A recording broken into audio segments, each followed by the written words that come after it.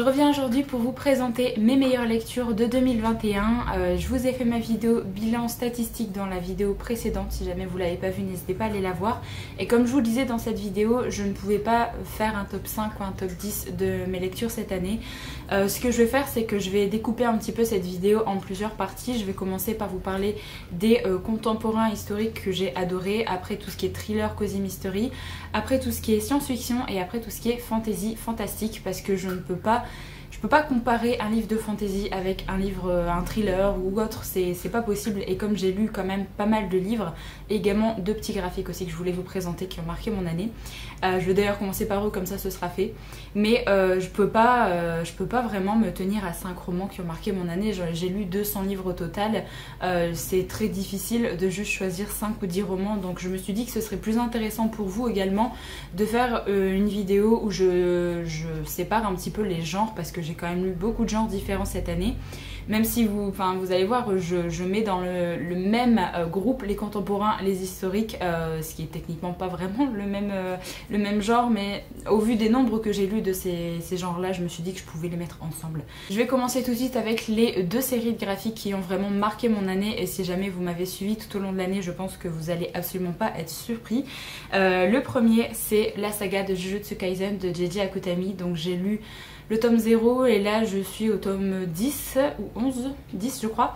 J'aime tellement cette série. J'ai également vu l'animé, la première saison qui est disponible, et j'attends des nouvelles du film sur le tome 0 d'ailleurs, qui vient de sortir au Japon et qui n'est toujours pas annoncé, que ce soit au cinéma ou sur les sites de streaming en France. Donc j'attends pour savoir quand est-ce que ça va sortir, parce que j'adore cette série.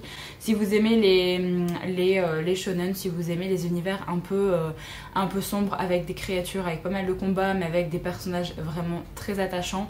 Mais vous aimez tout ce qui touche à l'exorcisme, vous allez vraiment adorer cette série. On va parler de fléaux qui sont un petit peu les méchants de l'histoire, que plusieurs personnages vont devoir chasser, donc exorciser plutôt. Donc on va vraiment suivre l'évolution de plusieurs personnages qui vont apparaître. Alors là, le tome 0 c'est basé sur un personnage précis, mais à partir du tome 1 on va suivre des personnages récurrents pendant tous les prochains tomes. Donc je ne peux que vous conseiller cette série de manga, parce qu'elle est vraiment géniale, et l'anime également est vraiment très cool. Et l'autre série, bien sûr, sans grande surprise, c'est l'Attaque des Titans. J'ai lu tous les formats édition colossale en 2021, et l'année 2022 a commencé avec le tout dernier tome qui n'est pas paru encore en édition colossale, c'est-à-dire le tome 34. Et du coup j'ai terminé cette série en tout début 2022. J'adore tellement cette série. Si vous aimez aussi tout ce qui est... Alors c'est un univers un peu dystopique, vu qu'on va avoir une population qui est obligée de se retrancher derrière des murs de protection pour survivre, puisqu'il y a des titans qui massacrent les humains dès qu'ils sortent des murs. Donc on va avoir un univers un peu dystopique par rapport à ça, et on a des brigades qui font des expéditions à l'extérieur. Donc on va avoir plusieurs batailles avec des titans. Ils ont un équipement assez spécial pour se défendre également contre ces titans. C'est vraiment génial, parce que c'est pas que des combats avec les titans, il y a vraiment une histoire, une intrigue qui se développe énormément au fur et à mesure des tomes. Et vous pouvez que faire des théories dans votre tête au fur et à mesure de la lecture. C'est ça qui est vraiment génial avec cette série, c'est que je trouve qu'on s'ennuie pas. Et il y a plein de personnages très charismatiques, des personnages même si on les aime pas, ils sont quand même charismatiques, ils sont là, et voilà, ils sont très importants pour la série. Les deux séries graphiques que j'ai vraiment adoré cette année, et celle-là je vais la poursuivre l'année prochaine, enfin cette année en 2022. Celle-là je pense que je lirai également la série spin-off Before the Fall, qui est sortie également, qui du coup c'est plein d'événements qui se sont déroulés avant la construction des murs techniquement, donc j'ai hâte de voir un petit peu ce que ça donne. Ensuite je vais passer à la catégorie justement contemporain, historique, un petit peu gothique pour certains titres, avec le premier tome qui est La Villa aux étoffes de Anne Jacobs. J'ai vraiment adoré le premier tome de cette série. On est clairement dans un roman historique avec secrets familiaux. J'ai beaucoup aimé l'ambiance en fait qu'il y avait dans ce roman, j'ai beaucoup aimé les personnages, et c'est un petit peu feel good je trouve comme lecture. Ça se lit tout seul, on est vraiment bien avec les personnages, on avance avec eux dans ce qui leur arrive, et ça a été vraiment une très bonne lecture. Une ambiance un petit peu à la Downton Abbey, vu qu'il va y avoir les domestiques qui vont être assez importants dans cette histoire. J'ai hâte de lire la suite que j'ai dans ma pile à lire et j'espère ne pas trop la faire traîner puisque le tome 3 arrive au mois de février. Dans un genre un petit peu gothique, c'est Un manoir en Cornouailles de F. Chase que j'ai vraiment adoré également pour son ambiance principalement. J'ai beaucoup aimé cette histoire. On va suivre une femme qui cherche un lieu pour son mariage et elle va se rappeler d'un lieu qui se situe en Cornouailles, d'où le titre Un manoir en Cornouailles. Et on va avoir des retours dans le passé, on va suivre la vie d'une famille et on a vraiment une ambiance qui était très très chouette dans ce roman-là. J'ai vraiment beaucoup aimé et en fait on a aussi un petit côté psychologique qui est amené avec les personnages. Au fur et à mesure de la lecture, on s'aperçoit vraiment qu'il y a des personnages qui évoluent dans un certain sens et on a vraiment leur côté psychologique qui est mis en place et qui évolue vraiment d'une certaine façon et j'ai vraiment beaucoup aimé. Et l'ambiance des Cornouailles est vraiment parfaite si vous voulez lire ça en automne, c'est vraiment une très chouette lecture. Je crois d'ailleurs que j'ai lu pour mon Puppy Autumn Challenge, donc ça a vraiment été une très très chouette lecture et je vais lire le prochain livre qui est sorti cette année en grand format. Dès qu'il sort en poche chez 18, je pense que je le lirai. Alors ensuite j'ai lu 2 livres d'une auteure que j'adore vraiment beaucoup, c'est Maggie O'Farrell. J'ai lu 2 livres d'elle cette année et vraiment le titre qui m'a le plus plu c'est L'étrange disparition d'Esme Lennox qui est publié également chez 18. C'est un roman où en fait on va suivre une jeune femme qui va être appelée par un établissement de santé, un asile, puisqu'en fait il va fermer ses portes et on lui dit vous avez une parente chez nous, il faut venir la chercher parce que notre établissement va fermer ses portes. Elle ne comprend pas parce qu'elle ne connaît absolument pas cette personne et elle va apprendre au fur et à mesure justement à connaître Esme qui depuis ses 15-16 ans je crois est enfermée à l'asile et on va avoir un roman où on va découvrir un peu les secrets familiaux, on va découvrir pourquoi elle était enfermée à l'asile depuis tout ce temps-là, ça fait quasiment 60 ans qu'elle est dans cet établissement, qu'est-ce qui lui est arrivé, qu'est-ce qui s'est passé dans sa vie pour vraiment, pour que elle en arrive à être mise en fait dans cet asile et c'était vraiment très très chouette, j'ai beaucoup aimé cette histoire. J'adore la plume de Maggie O'Farrell, c'est vraiment l'une des auteurs un peu contemporaines que j'aime énormément. Mon préféré reste quand même I Am qui est vraiment hyper touchant avec plein de petits textes qui sont différents mais il y a quand même un petit fil conducteur tout au long du roman, mais celui-là vraiment a été une très très bonne lecture cette année. Ensuite c'est un roman, je savais pas trop où le classer puisqu'il y a un twist SF en fait dans ce roman, c'est Humain de Matt Haig. J'ai vraiment adoré ce livre-là, c'est le premier livre de Matt Haig que je lis et vraiment j'ai adoré la plume et j'ai adoré la façon dont l'auteur avait mis en place cette histoire. C'est un twist de SF puisqu'en fait il va y avoir un extraterrestre qui va venir sur la planète pour prendre la place d'un être humain et pour rechercher quelque chose. Mais tout le roman est basé vraiment sur le fait qu'on suive justement cet extraterrestre qui est dans le corps d'un humain et qui va un petit peu décortiquer la condition humaine et tout ce qu'on a l'habitude de faire vraiment dans la vie de tous les jours. Et on va vraiment plus avoir un roman contemporain qu'autre chose puisque on n'a plus rien vraiment de science-fiction qui est amené, enfin il y a quelques touches mais c'est vraiment très très très léger. Donc je dirais que c'est un peu l'ovni de cette catégorie parce que c'est un contemporain avec quelques touches de SF, mais vraiment, si vous ne lisez pas de la science-fiction, ça peut vous plaire parce que c'est vraiment pas le sujet principal de l'histoire. J'ai beaucoup aimé les touches un peu d'humour qu'il y a dans ce roman et l'écriture de Matt Haig est vraiment vraiment très cool. Je me fais un plaisir de lire son prochain titre qui sortira au mois de janvier, qui est La bibliothèque de minuit. J'ai vraiment trop hâte, j'ai vu de très bons avis qu'elle est sortie en VO, donc je suis vraiment contente que c'est Mazarine je crois qui publie ce titre là en français. Et j'ai beaucoup trop hâte parce qu'il me tente bien, donc je continuerai ma découverte de cet auteur parce que vraiment la plume m'a conquise. Et ensuite pour le dernier livre de cette catégorie contemporain historique que j'ai à vous présenter, c'est Le Gang des rêves de Luca Di Fulvio. C'est le premier titre de Luca Di Fulvio que je lis et vraiment ça a été une énorme chouette surprise, on peut dire ça comme ça. J'ai beaucoup aimé sa façon d'amener tous les événements qui sont présentés dans le roman. On a des événements qui sont assez dramatiques, qui se déroulent, mais qui sont vraiment bien amenés. Je trouve que il y a des passages qui sont durs à lire. Et en même temps, c'est pas écrit de façon trop abruptes. En fait, je trouve que ça apporte quelque chose au récit. Enfin, c'est pas comme certains récits où vous avez de la violence juste pour mettre de la violence. Là, vous avez des événements durs qui arrivent à nos personnages, mais ça les fait évoluer et ça fait évoluer l'histoire. Donc pour moi, ça me dérange pas quand ça arrive et que ça amène quelque chose au récit. Et là, c'était le cas dans ce titre-là. On est à New York dans les années 1920 et on va suivre la vie d'une femme et de son enfant également quelques années plus tard. On va avoir toute la condition justement des immigrés à New York à cette époque-là. Et également un petit peu comment les juifs commencent à être traités à cette époque, vu qu'on est en 1920. C'était vraiment très très très bien. J'ai beaucoup aimé cette histoire. On va évoluer sur pas mal d'années tout au long du roman. On va avoir d'autres personnages qui vont être amenés aussi. Il n'y a pas tant de personnages que ça au niveau principaux, vu qu'on va vraiment se baser sur quelques personnages principaux. Je dirais 4, on va dire. La mère, un autre personnage et le fils et une autre personnage qui du coup vont être vraiment les événements, j'allais dire, dans les personnages principaux de l'histoire. Mais j'ai beaucoup aimé tout ce qui est mis en place et tout ce qui est un peu dénoncé, qui est arrivé à cette époque également. Donc c'est le premier roman de ces auteurs que je lis, mais ce sera absolument pas le dernier. Alors ensuite je passe à la catégorie thriller cozy mystery. J'ai mis un petit peu les deux ensemble parce que ça se ressemble, c'est juste plus ou moins gore selon le genre. Je vais commencer avec un titre alors que j'ai pas parce qu'il est à ma bibliothèque au 2e étage et que j'ai oublié d'aller chercher. C'est Verity de Colleen Hoover. C'est un roman qui peut être classé en romantico-thriller puisque on a une partie un petit peu romance qui est présente dans le roman, mais également une grosse partie thriller psychologique qui va être amenée.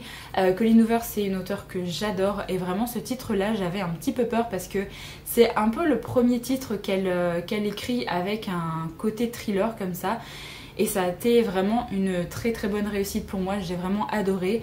On suit une femme qui est auteure et qui va se voir proposer une très très bonne occasion pour arrondir un peu ses fins de mois parce que c'est une auteure qui vend mais qui est pas non plus auteur à succès, donc elle galère un peu à vivre en fait de ce métier, mais on va lui proposer d'être un petit peu, je crois que c'est le ghostwriter qu'on appelle ça comme ça, c'est-à-dire qu'on va lui dire vous écrivez la fin d'une série à succès puisque son auteur originel ne peut pas l'écrire. Donc en fait elle va reprendre l'écriture d'une série avec les notes de l'auteur qui est encore vivante, pardon, parce que c'est une femme, mais du coup son nom ne sera pas dit, enfin on ne sait pas trop si son nom va apparaître sur les titres ou pas, ou si c'est l'auteur qui va juste vendre comme si c'était elle qui l'avait écrit. Donc elle est tellement en galère d'argent qu'elle va accepter et elle va partir vivre dans une maison avec le mari justement de l'auteur de cette série à succès et avec sa petite fille. Et on va avoir un côté...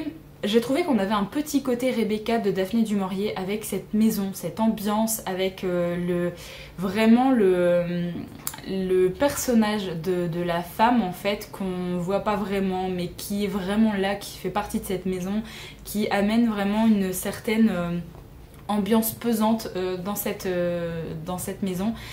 Et j'ai vraiment beaucoup aimé. J'essaye de pas trop vous en dire parce qu'il y a vraiment des événements qui arrivent assez vite, mais c'est cool de le découvrir. J'ai beaucoup aimé cette histoire. J'ai trouvé que la fin, je m'y attendais pas du tout, donc j'ai vraiment adoré. Je continuerai absolument à lire Colleen Hoover parce que c'est une auteure que j'adore. Et en plus de ça, là pour moi, elle a vraiment très très bien réussi son côté thriller. Donc j'espère qu'elle refera des titres de ce genre-là. Ensuite en thriller également psychologique, j'ai adoré Amstramgram de M.J. Arledge. J'ai commencé cette série cette année, j'ai lu les 3 premiers tomes je crois. Mon préféré reste quand même Amstramgram, donc le premier tome des enquêtes d'Hélène Grace. On a vraiment un côté thriller psychologique qui est vraiment très chouette dans ce roman, ça se lit extrêmement vite, on est happé par tous les événements qui se déroulent. Vous allez suivre une paire de personnes, en fait toujours 2 personnes qui se font enlever et qui se font séquestrer jusqu'au moment où ils décident qui des deux va devoir mourir et qui va survivre, puisque l'un doit tuer l'autre pour s'en sortir. Sinon, en fait, ils meurent tous les deux de faim, de froid, enfin de là où ils sont séquestrés. Donc on va suivre cette enquête grâce à Hélène Grace qui va être notre enquêtrice principale dans cette série.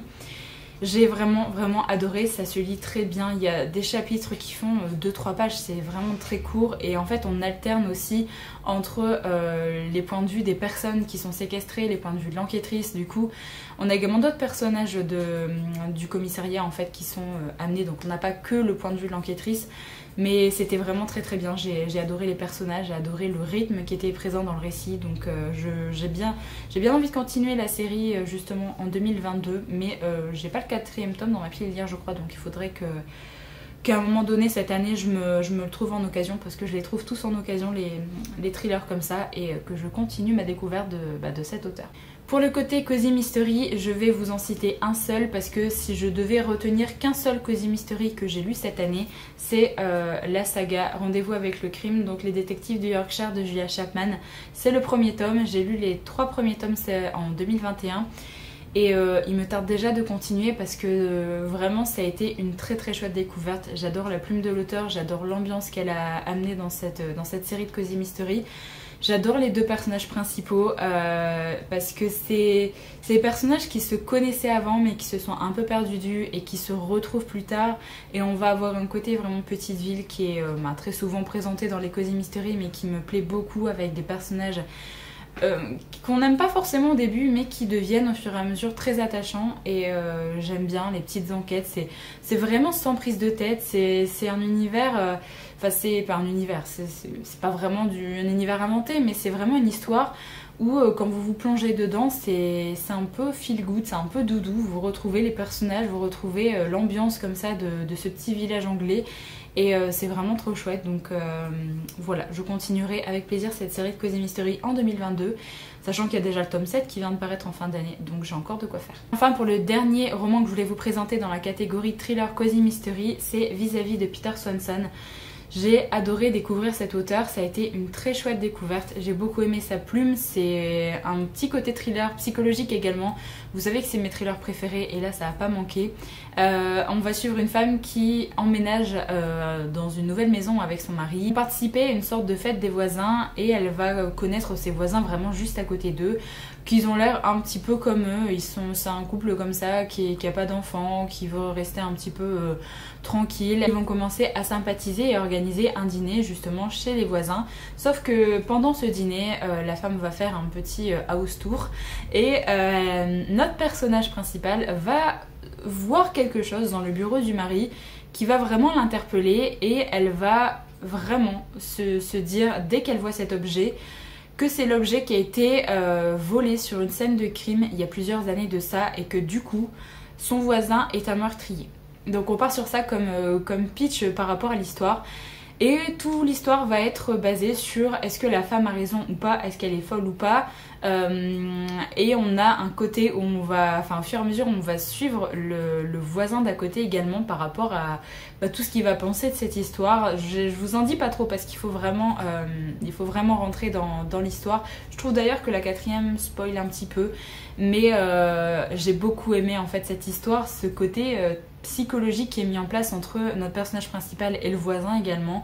J'ai vraiment adoré, ça a été une très bonne découverte de cet auteur et pareil j'attends qu'il y ait d'autres titres de lui qui sortent dans cette collection Totem parce que je crois que c'est le premier, mais du coup dès qu'il y en a d'autres qui sortiront dans cette collection je pense que je tenterai l'expérience parce que ça a été une très chouette découverte. Ensuite on passe à la catégorie science-fiction et là j'ai 3 romans à vous présenter. Le premier ça a été une excellente lecture, c'est Récursion de Blake Crouch. Il fait vraiment partie de ces auteurs que j'adore en SF. C'est le 2e roman que je lis de lui et ça a été vraiment une excellente lecture également. J'ai adoré la thématique de la mémoire qui est amenée dans ce roman, la thématique également des voyages temporels qu'on va avoir tout au long du roman. On n'a pas beaucoup de personnages principaux dans le roman, on a un flic et on a une scientifique. Et ça suffit parce qu'en fait ils sont vraiment bien construits, l'auteur met vraiment beaucoup de temps à la construction de ces personnages, de vraiment tout ce qu'ils ressentent par rapport à la situation dans laquelle ils vont évoluer. On a une sorte de syndrome de faux souvenirs qui est amené au début du roman, c'est pour ça que je vous dis qu'on a la thématique de la mémoire, puisque certaines personnes vont être touchées par un syndrome, on ne sait pas du tout pourquoi. Du jour au lendemain, ils vont commencer à avoir des souvenirs d'une vie qu'ils n'ont pas vécue, qui vont arriver dans leur tête et vraiment de façon très claire. Ce qui fait que des personnes ne vont absolument pas supporter d'avoir des souvenirs par exemple d'une famille qu'ils n'ont pas du tout dans leur vie à eux. Ils vont se dire que l'autre vie était vraiment beaucoup mieux et que leur vie actuelle est un peu merdique. Et du coup il va y avoir une vague de suicides qui va augmenter au fur et à mesure par rapport à ce syndrome des faux souvenirs. Et nous on va suivre le flic qui va enquêter un peu sur ça. Et également une autre temporalité où on va suivre la scientifique qui amène justement la thématique de la mémoire sur laquelle elle travaille parce qu'elle souhaite mettre en place un traitement ou quelque chose pour faire évoluer justement le traitement préventif de la maladie d'Alzheimer. Donc on va vraiment avoir ce côté-là qui va être exploité pendant tout le roman et au fur et à mesure, je vous dis pas comment, on va avoir le côté un peu voyage temporel qui va être amené. J'ai vraiment adoré, comme je vous l'ai dit dans mon update, c'est qu'on a un côté tellement addictif avec ce qui se passe qu'on a l'impression de lire un petit thriller et je trouve que c'était pareil dans Dark Matter. On a ce côté pressant, ce côté où il faut avancer, il faut aller vite, il faut chercher des réponses, il faut vraiment essayer de résoudre la situation et du coup ça fait un peu comme un thriller. On a envie de bouffer le roman tellement c'est addictif et on a envie de savoir ce qui va se passer. Je peux que vous conseiller de lire ce titre-là, celui-là ou alors Dark Matter parce que vraiment c'était vraiment génial. En roman de SF, Space Opera, j'ai lu le deuxième tome de Skyward, donc Astrovis de Brandon Sanderson et je ne pouvais que le mettre dans cette vidéo meilleure lecture parce que j'ai adoré. Alors oui, je sais qu'il y a des personnes qui ont été un peu déçues parce qu'on part sur autre chose par rapport au premier tome. On élargit encore plus l'univers de Skyward dans ce deuxième tome, on découvre d'autres peuples, on découvre d'autres choses. Je peux pas trop rentrer dans les détails pour pas spoiler le premier tome, mais moi j'ai adoré, j'ai trouvé vraiment que l'auteur apportait encore une dimension supplémentaire à son univers. J'ai toujours autant aimé notre héroïne, je regrette un petit peu de ne pas avoir retrouvé tous les personnages que j'avais adorés dans le premier tome, mais dans le tome 3 je suis sûre et certaine que ça va être le cas, donc voilà, il suffit d'attendre le troisième tome pour avoir justement les personnages qu'on aime tant qui reviennent vraiment en force et qu'on les suive encore plus. Mais j'ai adoré tous les événements qui se sont passés, je trouve que c'était vraiment bien mené, on a pas mal d'actions et le personnage principal est toujours aussi chouette à suivre. Je l'aimais pas trop au départ et au fur et à mesure elle évolue dans le bon sens, donc ça va, parce qu'au départ c'était pas vraiment ça, mais j'aime vraiment beaucoup l'univers qu'a créé Brandon Sanderson, donc j'ai hâte d'avoir le troisième tome et je croise les doigts pour que le livre de poche nous sorte toutes les novellas qui se déroulent entre le tome 2 et le tome 3. Pour l'instant on n'a pas de nouvelles, mais j'espère que ça arrivera parce que ce serait vraiment très chouette. Et le dernier livre de SF que j'ai à vous présenter, c'est un livre de dystopie. C'est la suite de la saga The Bone Season de Samantha Shannon, donc ici avec le tome 2, L'Ordre des Mimes. J'aime énormément cette série, franchement c'est... Autant je trouve que c'est assez difficile de rentrer dans l'univers au niveau du premier tome parce qu'on a beaucoup d'informations avec tout l'univers de clairvoyance qui est amené. On a beaucoup d'informations comme ça dès le départ, on va suivre plusieurs catégories de personnes, c'est pour ça que c'est dystopique parce que les gens sont classés selon leur aptitude également et selon leur espèce entre grands guillemets. Je trouve qu'une fois qu'on est rentré dedans, c'est vraiment un univers qui est hyper riche, qui est bien pensé. Et en fait on avait besoin d'avoir ces informations dès le départ pour vraiment comprendre l'univers dans lequel on était. J'adore parce que ça se passe à Londres, forcément j'adore cette ville également, donc je suis assez contente d'avoir une saga qui se passe là-bas. J'aime beaucoup le personnage de Paige, c'est vraiment une héroïne que j'adore, dès le départ en fait j'ai beaucoup aimé sa façon de penser.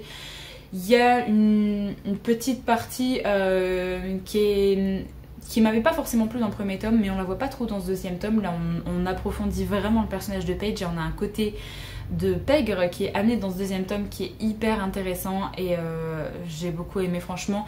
C'est pas un deuxième tome qui est forcément très addictif, même s'il se passe quand même pas mal de choses, mais l'univers est vraiment dingue et la fin, par contre la fin ça enchaîne, il se passe plein de choses, on a envie juste de savoir ce qui va se passer et j'ai pas encore le troisième tome dans la pile à lire, donc il faudrait que je me le procure pour continuer cette saga parce que j'aime vraiment beaucoup. Donc si vous cherchez un univers de dystopie avec avec une thématique de clairvoyant, des médiums, tout ce qui est lié vraiment à la clairvoyance, ça peut vraiment vous plaire, avec vraiment une espèce également qu'on découvre dans le premier tome, mais je peux pas vous en dire davantage pour pas vous spoiler. C'était vraiment très cool, donc n'hésitez pas à foncer sur cette saga et ça se lit vraiment très bien. Moi qui n'avais pas été extrêmement fan du Prieuré de l'Oranger, j'adore vraiment cette série, donc voilà, si vous avez un peu buté sur le Prieuré de l'Oranger, n'hésitez pas sur celui-là parce que vraiment ça se lit très bien. Alors on passe ensuite à la dernière catégorie qui est fantasy fantastique, et là j'ai quand même pas mal de titres à vous présenter. J'ai terminé en tout début d'année 2021 la saga Les Aventuriers de la Mer de Robin Hobb, et ça a été vraiment une très très chouette découverte. Enfin, ça a été une très chouette fin parce que j'avais découvert en 2020 du coup. J'ai beaucoup aimé cette fin de série. Autant j'avais vraiment beaucoup aimé l'Assassin Royal première époque, mais autant j'ai encore beaucoup plus aimé Les Aventuriers de la Mer.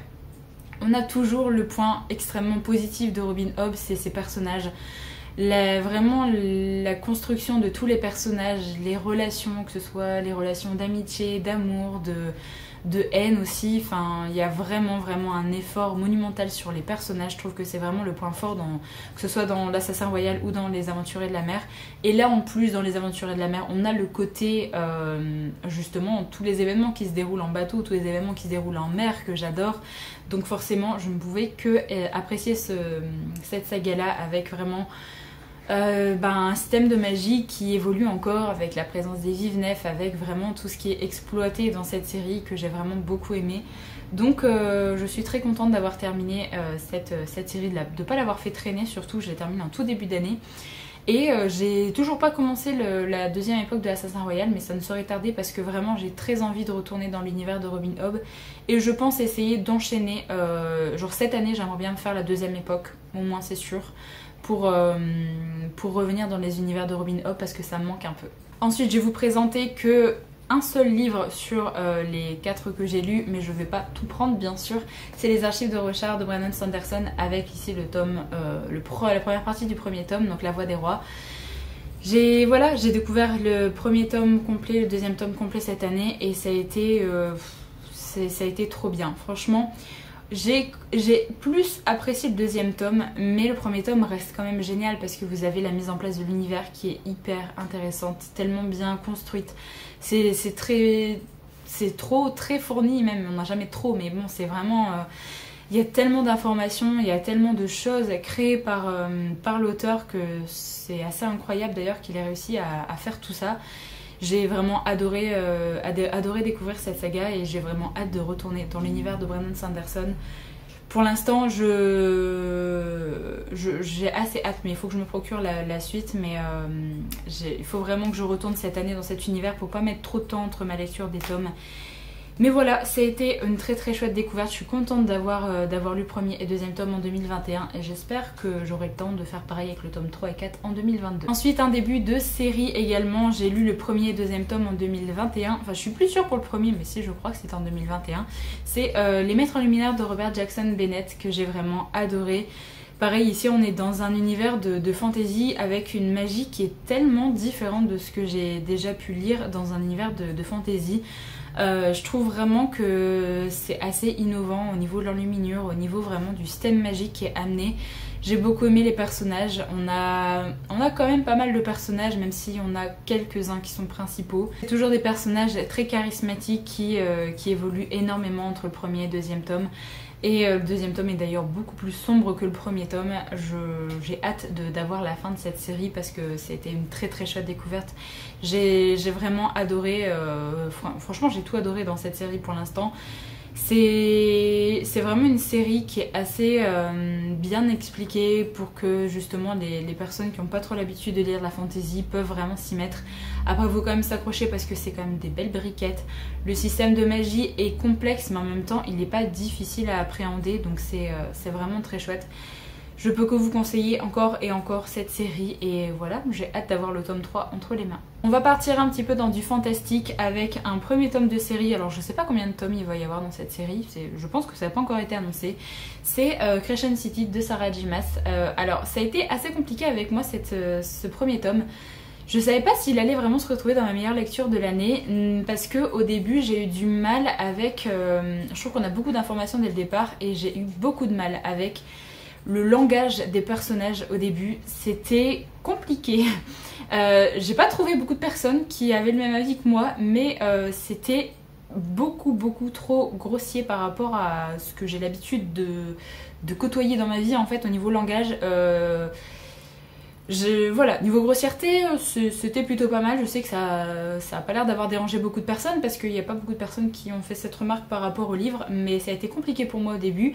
Mais par contre ça s'améliore au fur et à mesure du roman, donc c'est plutôt pas mal. J'ai juste, je suis obligée de le mettre dans cette vidéo parce que j'ai vraiment adoré l'univers qui a été créé par l'auteur. De toute façon, c'est bête, je sais qu'il y a plein de choses qui sont pas forcément, qui sont limite un peu problématiques dans ces romans, mais ça se lit tellement bien, je suis tellement bien dans les univers de Sarah J. Maas à chaque fois que ben ça passe tout seul. Ça se lit extrêmement bien, j'ai bien aimé les personnages au fur et à mesure de la lecture, vraiment pas au début comme je vous le disais, mais au fur et à mesure les personnages évoluent, ils apprennent un petit peu de leurs erreurs et ça passe beaucoup mieux. Et j'ai vraiment beaucoup aimé la fin. Ce que je peux vraiment souligner, c'est que par rapport à la grosseur de ce livre, j'ai pas mis longtemps à le lire parce que j'étais vraiment bien dans l'univers, j'étais bien dans l'histoire et j'avançais vraiment très bien. Donc c'est aussi pour ça qu'il fait partie de mes meilleures lectures, parce que pour qu'un pavé comme ça me fasse ressentir ça, c'est que vraiment j'étais bien dedans, donc voilà, je pouvais que le mettre dedans. Et j'ai encore 2 livres à vous présenter dans cette catégorie, encore un livre fantastique que j'ai vraiment adoré, j'ai eu un coup de cœur pour ce livre là, c'est La vie invisible d'Adi Larue de Victoria Schwab. J'aime vraiment tout de cet auteur, c'est assez fou. Là on est dans un one shot de roman fantastique et c'était beaucoup trop bien. C'est un livre tellement particulier avec très peu de personnages et au final les personnages présents, j'ai envie de dire qu'il y a 3 personnages principaux dans ce livre là. Ils sont tellement charismatiques, ils évoluent tellement, ils sont... Je sais pas, on s'attache tellement à eux au fur et à mesure de notre lecture que ça suffit en fait. Il n'y a pas besoin d'avoir d'autres personnages, il n'y a pas besoin d'avoir moult actions également, parce que c'est vraiment pas le cas dans ce roman. Il n'y a pas beaucoup d'actions, c'est très lent, c'est assez contemplatif. On accentue vraiment, c'est sur les personnages, vraiment sur les relations entre les personnages. Et c'était vraiment très bien, donc voilà, je vous en ai parlé en long, en large, en travers quand je vous ai présenté le livre là, donc n'hésitez pas à lire ce livre là. C'est un roman qui va parler d'Adi Larue qui va passer un pacte avec le diable pour vivre éternellement. Donc on va la suivre, elle a 200 ans là je crois, 200 ou 300 ans, et elle vit éternellement, sauf qu'il y a bien sûr une contrepartie assez terrible à ce pacte là. C'est que les gens l'oublient, dès qu'elle sort d'une pièce, les gens l'oublient. Dès que, par exemple, si elle reste avec quelqu'un toute une journée, le lendemain, la personne l'a oubliée, ne sait pas qui elle est. Donc elle peut pas vraiment avoir d'attache, et on va vraiment se baser sur sa condition comme ça tout au long du roman, et c'était vraiment très bien. C'était bien amené, vraiment les personnages sont au top et l'écriture également, donc voilà. Enfin, le dernier livre que j'ai à vous présenter dans cette vidéo, qui va être vraiment très longue, je suis désolée, c'est la suite de Sharakai avec le tome 4, donc c'est Sous les branches d'Adishara de Bradley P. Beaulieu. Je vais aller vite avec ce roman parce que c'est un tome 4, je peux pas en dire grand chose, mais c'est l'une de mes sagas de fantasy chouchou, une de mes sagas de fantasy orientale que j'adore. Je ne peux que vous conseiller cette saga. Il y a une mythologie vraiment de dingue, des personnages tellement attachants, il se passe énormément de choses. On a des retournements de situation, des petits cliffhangers comme ça, il y a de l'action, il y a vraiment tout en fait dans le roman. Il y a les relations entre les personnages qui sont vraiment tellement touchantes également que voilà, j'adore cette saga. Je peux que vous conseiller de toute façon à chaque fois Sharakai. Je croise les doigts pour qu'on ait le tome 5 en 2022. Pour l'instant, j'ai pas vu d'annonce de Brajlon. Si jamais vous avez l'information, n'hésitez pas à me le faire savoir dans les commentaires, parce que j'espère vraiment que la suite va sortir cette année, parce qu'on a tellement attendu entre le tome 3 et le tome 4 que j'ai un peu peur que la suite ne sorte jamais. Donc je croise les doigts pour que ça arrive cette année. Donc voilà, je vais clôturer cette vidéo parce qu'elle est vraiment très longue. Je suis désolée, mais je pouvais pas du tout faire un top 5 ou un top 10. Ça a été très compliqué déjà de choisir les meilleures lectures dans les genres que j'ai lus cette année. Donc j'espère quand même que la vidéo vous aura plu. Et j'espère que vous allez vous laisser tenter par les livres que je vous ai présentés dans cette vidéo, parce que vraiment ça a été d'excellentes lectures. N'hésitez pas à me mettre vraiment vos coup de cœur vraiment ultime cette année, quels sont les titres qui ont marqué votre année 2021.